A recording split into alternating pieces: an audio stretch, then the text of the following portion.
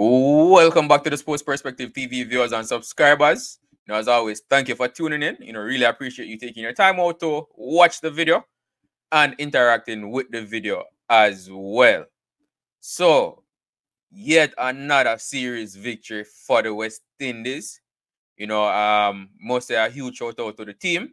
They won the second T20 against South Africa today, and as such, they have taken a 2-0 lead in the series, and which also means that they have won the series. So I'm going to be giving you the scores in the match, and also talking about the performances of the players, especially the bowlers who bounced back from I would say lackluster showing in the first match and did extremely well in this match, especially Romario Shepherd and Shamar Joseph. So just stick around to the end of the video while we discuss the details of this second match, and I share my thoughts as well.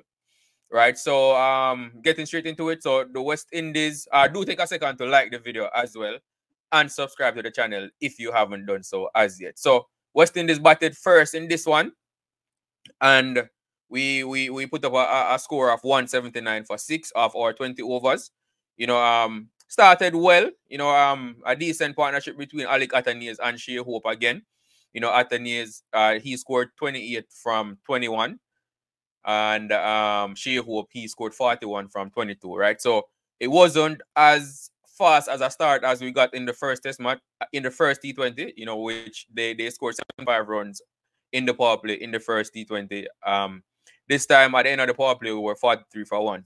So Athanaze did get out, during the power play. But nevertheless, I'll say a decent showing by him.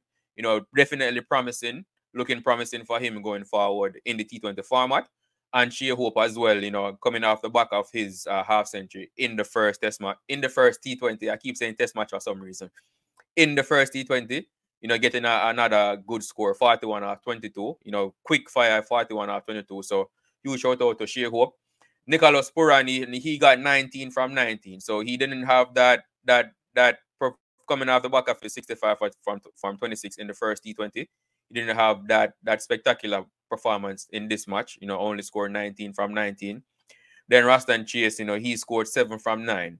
But then it was Captain Ravman Powell and Sherfrin Rutherford that propelled our score, towards that 179, 180 mark.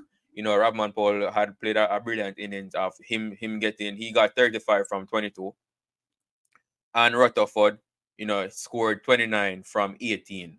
Right, and Shepherd at the end, he scored 9, and Akil Hossain. Both Shepherd and Akil Hossain were left not out. Shepherd on 9 and Akil Hossain on 3. Right, but good to see Captain Ravman Powell stepping up in a match and making a score for the team. He's come under criticism, rightfully so at times. But in this match, he definitely stepped up and played a good innings for the team. Rutherford again showing up and doing well also. I definitely wished either of them would have batted for longer and converted that score to even a half century. But nevertheless, we were able to get to 179 for 6.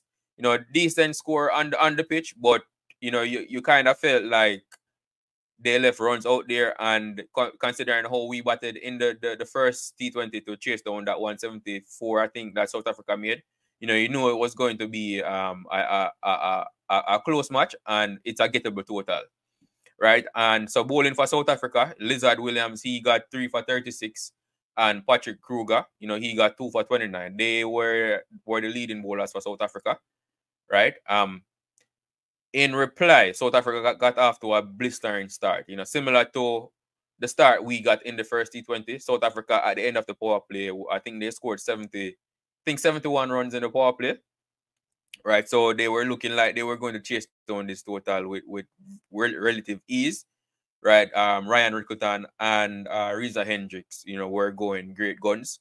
Scoring very fast. All the bowlers in the power play went for runs, but then came in.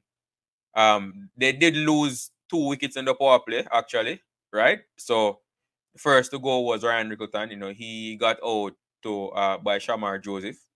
Right, he made 20 from 13, and Reza Hendricks, he made 44 from 18. So they were the openers, right? And then you have Tristan Stubbs and Ed Markram. They put on a decent partnership as well. Eden Markram, he made 19 from 9. And Tristan Stubbs didn't score as fast as he did in the first T20. He only scored 28 from 24. And Russell van der Dussen scored 17 from 24. They were the main contributors for South Africa in this match, right? But I must say South Africa definitely choked this one, right? Because after 10 overs, South Africa were 104. 100, I think 104 for 2 or 104 for 3, right? After 10 overs, right?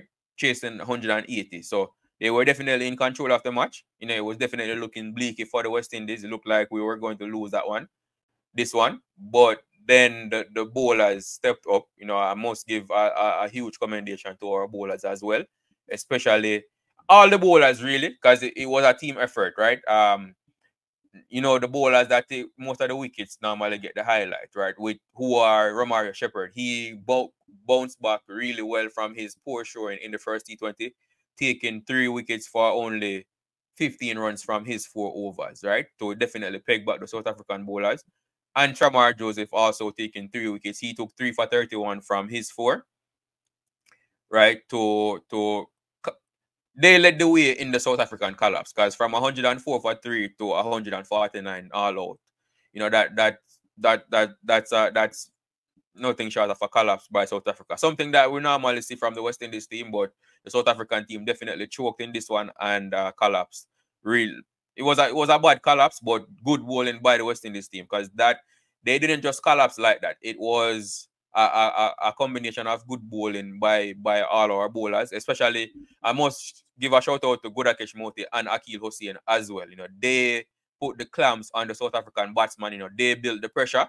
Akil Hussain actually took 2 for 25 from his 4 overs, and Gudakesh Motie took 1 for 27 from his 4 overs as well, right? So there was a period there, a few periods where South Africa didn't score any boundaries. I think in the last 5 overs of the game, right? South Africa didn't. Our last 4 or last 5 overs of the game, South Africa weren't able to hit any boundaries, right? And that's just testament to how well our bowlers bowled. Putting the ball in the right area. Bowling to the field that was set. A few of the wickets that we got, where you can definitely see the plan that the West Indian bowlers were bowling to, and it definitely turned out successful for them. Especially the wicket of Kruger, where Romario Shepherd bowled the ball full and wide outside off stump, and he hit it straight to the fielder on the boundary.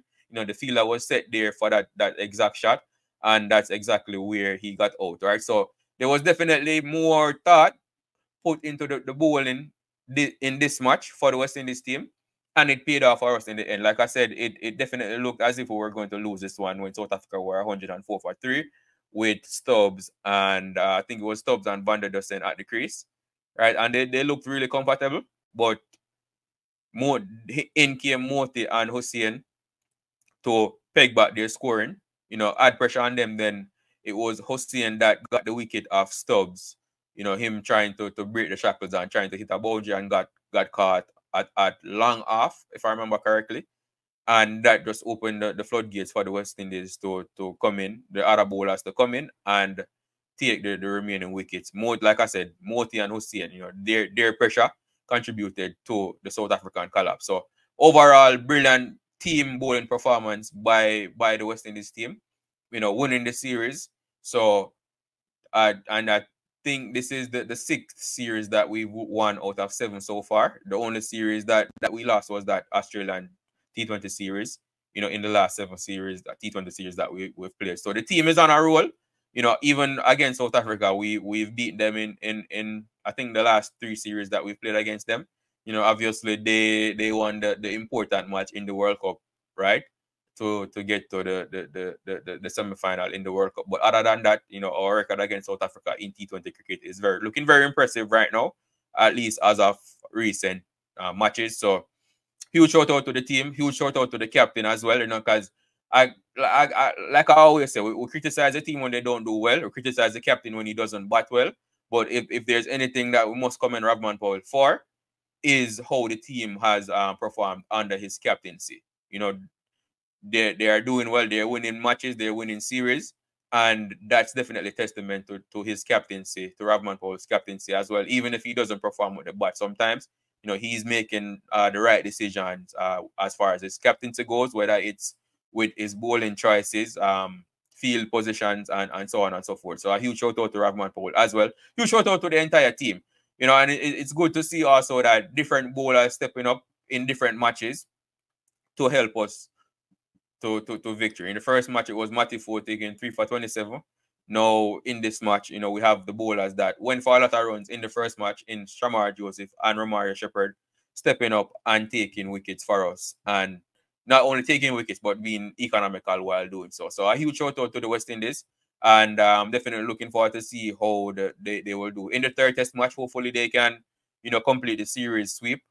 Definitely do think that they'll be making changes for the third test match, considering the fact that they have already won the series. But I'll discuss that in another video. But that's all I have for you in this video. As always, thank you for tuning in. Do remember to just take a quick second to hit that like button, share your thoughts in the comment section, and subscribe to the channel if you haven't done so as yet. Thank you, and I will see you in the next video.